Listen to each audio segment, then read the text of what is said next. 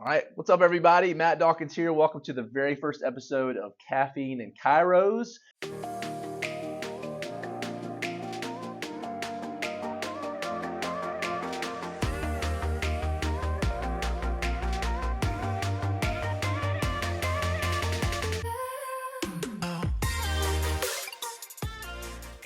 I am not a chiropractor, but I get to hang out with chiropractors all over the country. I own a company called Dawkins Media Company. We say we take over your social to tell your story to grow your impact. We want everybody to win. We want your communities to win.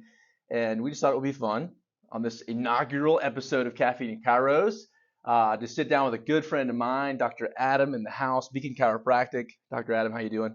Doing great. Welcome to the podcast. Yeah, excited to be here. So it would be fun. Dr. Adam and I got to connect at an innate adjusting workshop with Dr. Haig John.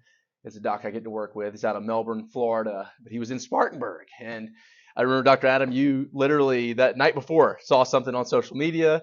You're a student for life, and you just decided, I'm going to chase this down. I'm going to take the weekend and go to this workshop. So, and then you and I got to connect after, which is really cool. I had full intentions on going to the workshop, and then I completely forgot about it.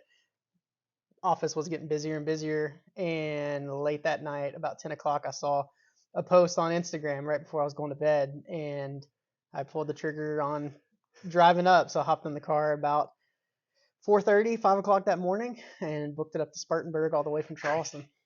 That's crazy. Well, thank you for being on the very first episode. Appreciate it. We've got a bit of an agenda. I've got 5 questions I'll ask, and these will be sort of, for those of you watching, this will be the recurring questions that you hear. Like I said, I'm more of a marketer and a storyteller, but I'm passionate about chiropractic. The stories I get to hear, people's lives who have changed because of the power of chiropractic. I'm chasing those down, and I'm getting to know the leaders all over the country who are, really making it happen. So we're going to go way back to the very beginning. Dr. Adam, start with, did you grow up in chiropractic?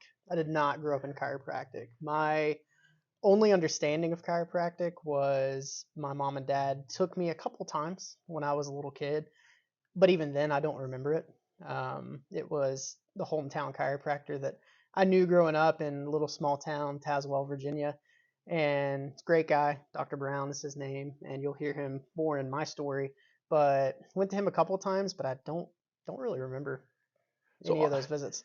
Obviously, the ship turned at some point. You're now in the profession, so we may work backwards with our questions, but I'd love to just hear when did you fall in love with it? When did you decide this is what you were going to do with your life? It ended up being my junior year at Virginia Tech when that really came around. And that was because of my experience with Dr. Brown. He ended up calling me, and really he called my dad. Then my dad called me, and he was trying to figure out what I was going to be doing with my degree after my undergrad experience at Virginia Tech. And there I was doing human nutrition, food, and exercise. I was all about the body, health, wellness, and was looking into more of a osteopathic degree, potentially a physician's assistant, a PA degree, and none of those were really aligning with what I was learning and understanding about the body. I was wanting something more natural, more powerful, more holistic. And the moment that he called and I got to speak with him that following summer, I got to spend a lot of time with him, asking questions, digging deep, trying to figure out what in the world is this chiropractic thing, because he saw not only what I was learning, but what I was thinking and what I was seeing about health, wellness, and what the industry looked like at that point in time, that chiropractic was really a road that I was trying to find. So he helped guide me, helped give me that understanding that chiropractic's where I actually needed to be, because that was where my vision was really going forward. That's awesome. So was Dr. Brown the deliverer of your first adjustment? I would say he's the deliverer of the first adjustment that I remember. Can you tell me about that? Because I think there's something interesting about this. I've asked a number of docs to tell me about their first adjustment, and sometimes it's telling, but I'm just curious, unpack the first experiences you remember being adjusted. Yeah, my first adjustment with him wasn't necessarily one out of, hey, I've got this symptom or this pain or anything like that. It was more of here's what I do for my patients every single day, day in and day out. And seeing the people that were really happy in his office, I was saying, well, hey, I've got to experience the thing that you provide to these people that give them all the benefit and make them be the joyful people that are in your office every day. So I laid down, he went through, did the adjustment.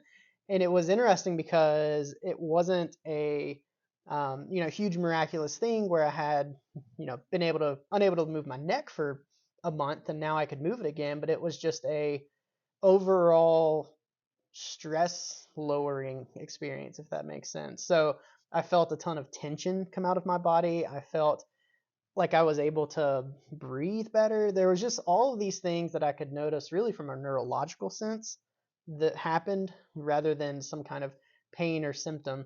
Wow. And that triggered even more for me of trying to figure out what in the world he just did and why that makes sense. And that was something that I got to learn all throughout school. Wow. That's okay. So you had your first adjustment. It sounds like you got time with a world-class chiropractor who really kind of showed you the way. You get through school, you open your practice. You were a chiropractor before you opened a practice. Tell me about that. Right. So I graduated from chiropractic school at Life University. From there, I actually went to work with Dr. Brown and had a great experience with him. Spent about half of a year and then just realized that I didn't want to live in that area anymore. All the family friends that I knew had moved away, and I just wasn't used to going from Atlanta being the big hustling, bustling area it is to a small town like Tazewell. Everything shuts down at 8:30, and I wasn't ready for that yet.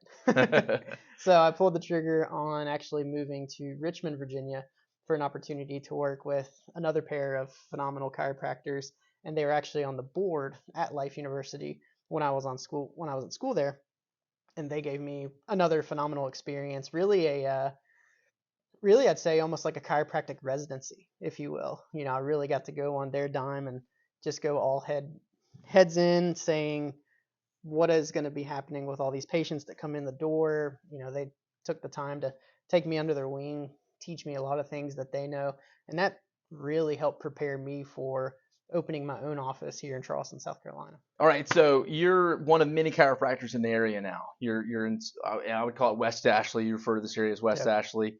The booming metropolis just outside of Charleston. Yeah. I mean, many would say it's Charleston, right? Continuing to grow. Yeah. Exponentially.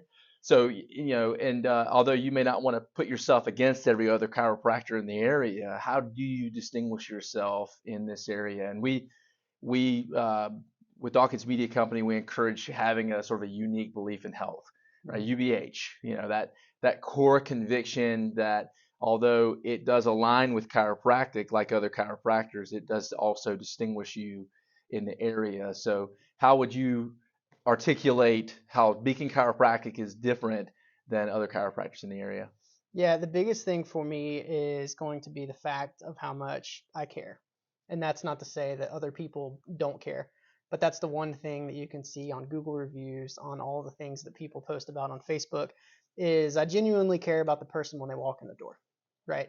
If they didn't recognize that there was something that I could do for them, that I could meet their needs in one of many ways, then they wouldn't walk through the door. So if they're giving me the gift of being able to provide care for them, then I should be able to look at them and say, hey, you're going to be somebody that I can take care of. And a lot of people become family. And that's the really exciting part, because I've already seen, just from the short time here since opening this office at the beginning of the year, I've seen people really become family. I've already seen people, have become pregnant, taking care of pregnant moms, gotten to see, a real estate agent who was down and out, had a ton of showings, and got him back on his feet so he could sell the houses, because again, Charleston's a growing area. Got to see another guy who, I'm sure he wouldn't mind me sharing this, but was really on the verge of suicidal thoughts, psychologically having a lot of issues, and being able to get his nervous system to a point where he was able to rest, he was able to relax, he was able to see where he was at in life, and he started to change some things up, make some decisions that were going to be better for him. And he got out of a job that was really pushing him that way into something that was more freeing. And now he's a really happy guy. He is one of my favorite people when he comes in the door because it's just a testament to the body and what it does. So I would Wow. say the thing that differentiates chiropractic for me potentially from someone else is that I'm going to be one of the people that cares the most about you, what you've got going on, and I've got plenty of things in here to support that with x-ray, the adjusting equipment that's necessary, roller tables that all my patients love to do right before getting adjusted, and even decompression tables that are going to be for those people who have some severe stuff going on with herniated discs, slip discs, anything like that. That's where that machine's most powerful. So all in all, the differentiating factor is that I care. I know how powerful chiropractic is when it's applied correctly at the right time, and you make the right adjustment to that person at the perfect time that they need it. It's an absolute life changer. And I've seen some amazing stories already, and I'm stoked to see going forward, what other stories are going to come along, because there's a ton of potential here for people to see their life being changed. There's a ton to experience around here with the beach, with downtown, all the history that's here. There's so much life to be lived here, and if anyone's being robbed of that life and of that life potential, then a chiropractor is exactly where they need to be. And to find someone who cares at the level that I do, that's what I would say really, really differentiates it. Great answer. I actually got to sit down with three patients this morning: a stay-at-home Yeah. mom, a bus driver, and an 11-year-old, a fifth grader, Oh yeah. all who are ready to go out there and preach the chiropractic gospel on your behalf. Yeah. So I'm really excited I was just fun to get to sit down and talk with them and hear about how their life has changed. So that's Mm-hmm. oxygen for me. And I was thinking about what a great way to say exactly what you just said. And so it's level of care. Right. It's a universal language, right? Yep. Everybody speaks that language. At least everybody understands that language. So Mm-hmm. I think about the number of chiropractors that are in the area, and many of them, there's a chance they've lost that edge. Mm-hmm. And so I appreciate that. On behalf of Yeah. chiropractors everywhere, thanks for holding up the banner of care for chiropractic. Yeah. Um, Absolutely. so you're not too far into your journey now, right? In some ways, we look 20 years ahead and we look back, then we're really just getting started right now, right? Oh yeah. And so, but I want to give you a chance to speak into the beginning phases of a chiropractor who's watching this right now. Mm-hmm. Give them impart some wisdom. What would be some of the things? Maybe it would be things that you would go back and do differently, or things you're glad you did what you did. I'll put words in your mouth. I know mentoring has been a big part of your journey as well. That Absolutely. you would testify to say, grab a good mentor. But Mm-hmm. without putting any more words in your mouth, talk to that chiropractor who's just getting started. Give them some wisdom. Yeah, I would keep it really simple for them because when you're finishing school, there's a lot to try and figure out and try to handle. So I break it down into 3 C's. First one being clarity, second one being your commitment, and third being your care, your compassion, right? So first with the clarity, you have to be abundantly clear on what it is you want to do with the degree that you're receiving. Because the moment that you graduate, you're going to be taking chiropractic oath. We have our own chiropractic oath. There's a Hippocratic oath, any kind of MD, DO they're taking. We've got a chiropractic oath, and you say that the day that you graduate. And that's saying that when a person comes in to receive care from you, that you're going to do everything you can for them.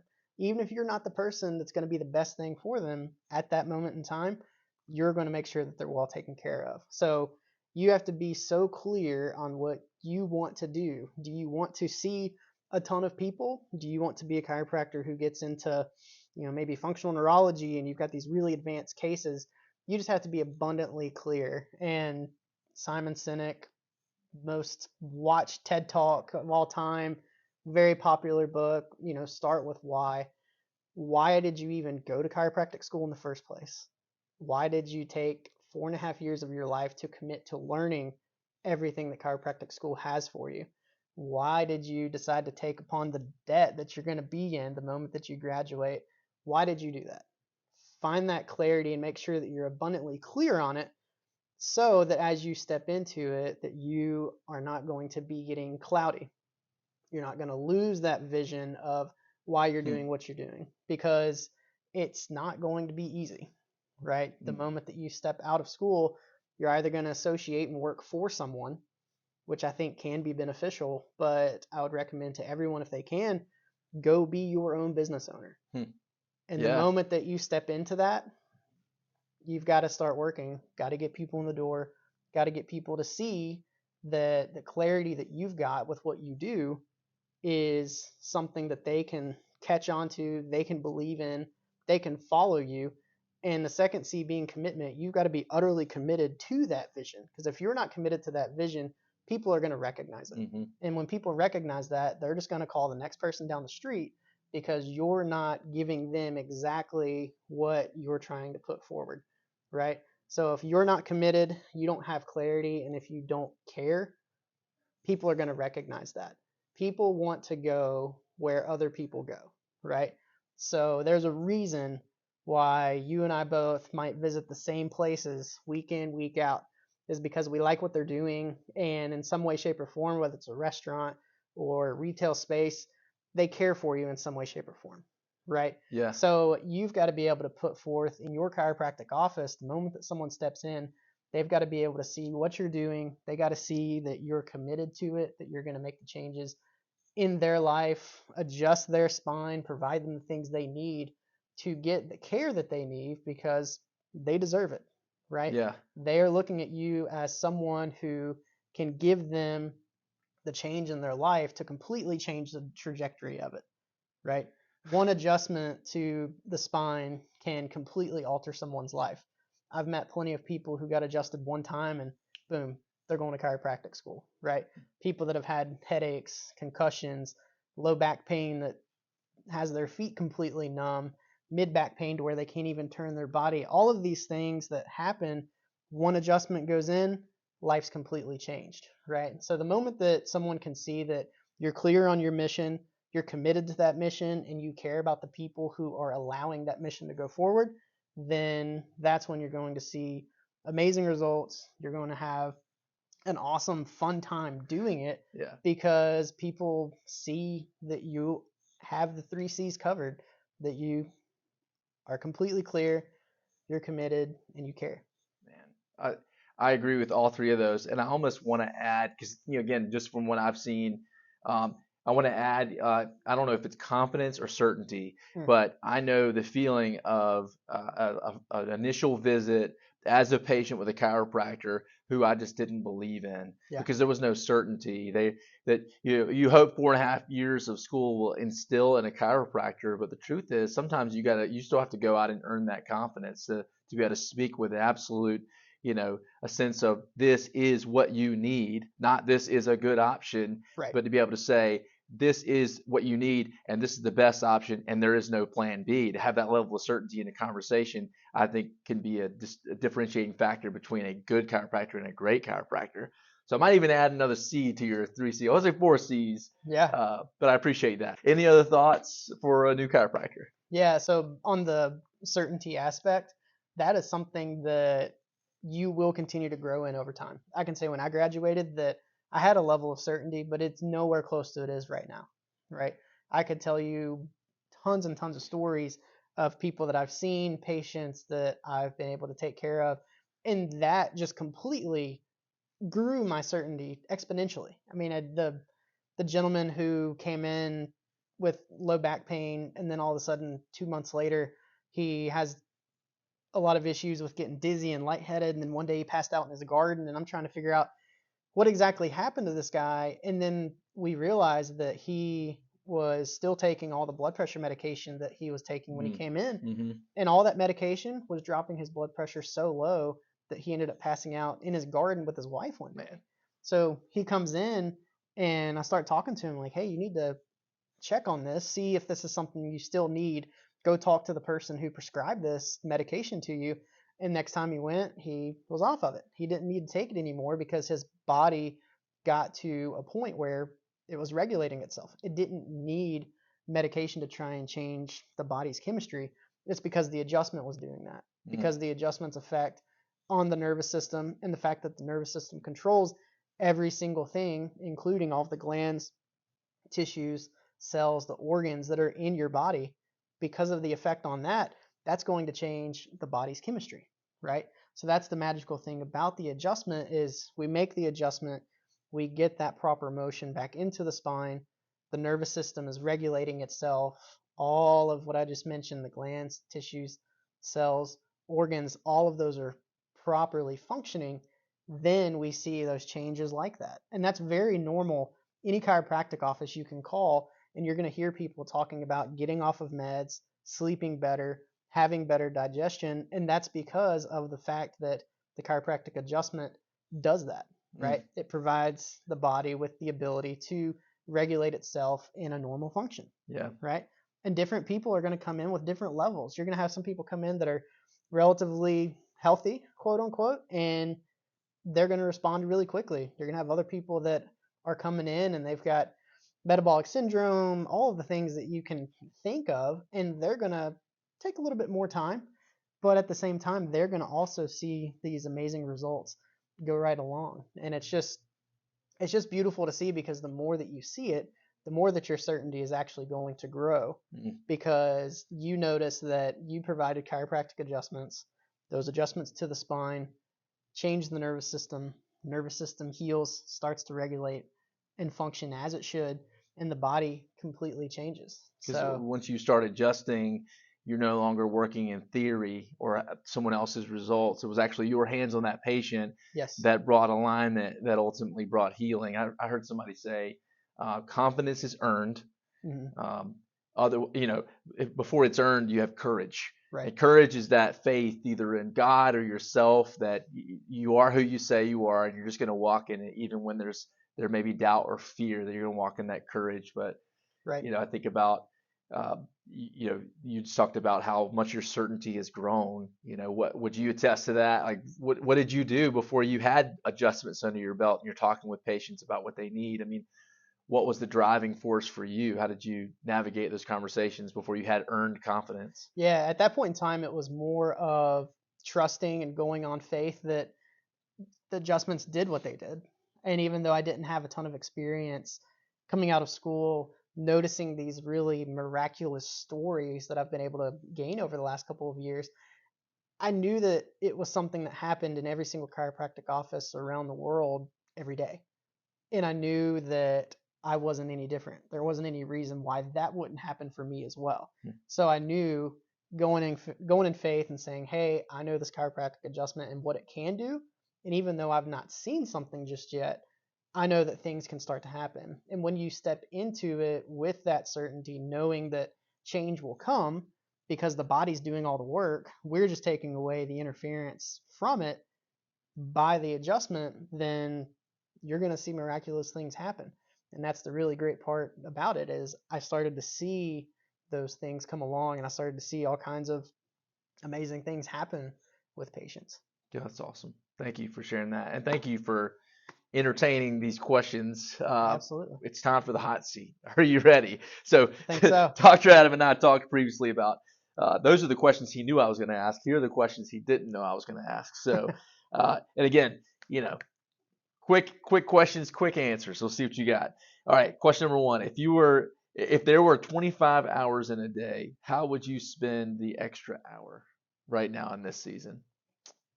In this season, it would be more marketing, Yeah. meeting more people, getting the name out, increase your contacts, increase your index. So you're already using the original 24 hours to do that. Now you want to add another hour, as we're saying.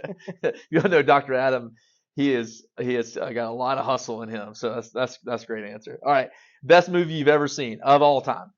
All time? Yep. Right off the top of my head, Remember the Titans. Yes. All right. You got a close second there, or? Close second.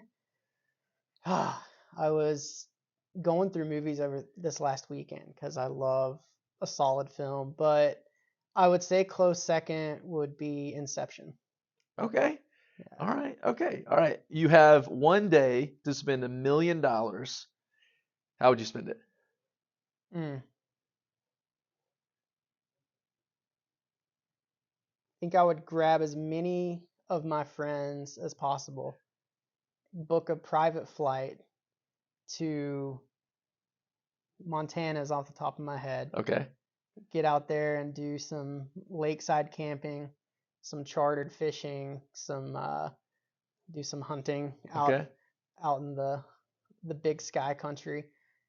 Get some elk, catch some solid fish, and hopefully by the end of that 24 hours, we've got money left over You got about to $8 left. How you gonna spend the last $8? bring all of that back with us and stock the freezer, stock the fridge. Let's go. I want to be your friend. Okay.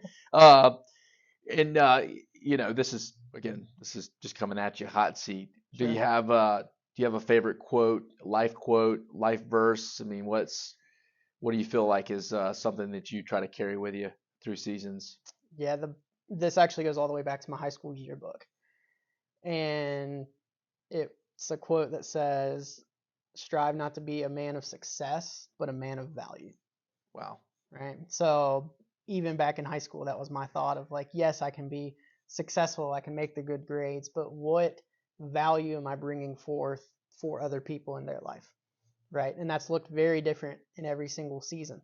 Right. I can go through school and I can say, hey, I want to make the good grades, but at the same time, like, how can I be a man of value? How can I be bringing value to other people? And again, that's changed through every single season, but strive not to be a man of success, but a man of value. You know who said it?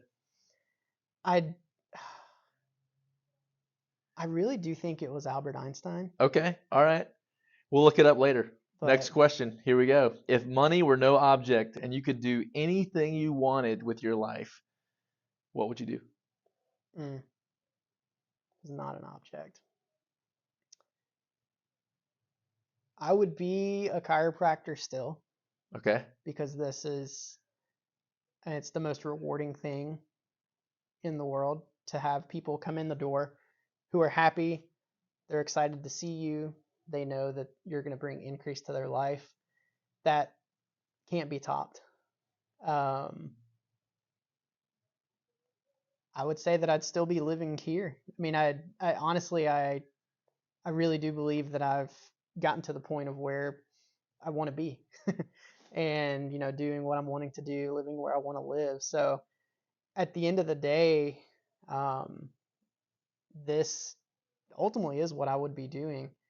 Um, and I was talking with a friend about this over the weekend. Actually, is like, what is it that, what else would you do? And we were both. It was actually a roommate from grad school. It's like we were both just kind of back and forth. Like, there's really not much anything else that we would want to do.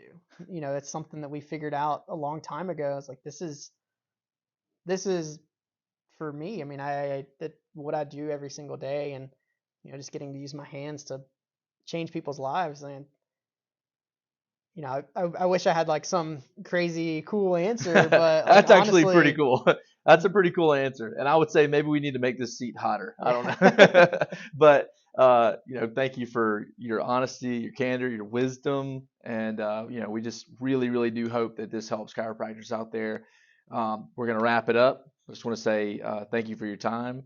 Thank you guys for watching. This has been the first episode of Caffeine and Chiros. So I think stick around. We're going to try to do this at least once a month in Long Island next week. And so we hope to be sitting down with the great Dr. Ray Omid as he tells us how in the world he is building a practice that's going to see 2,400 patients a week. That'll be exciting to sit down. So till then, we'll see you on the next one.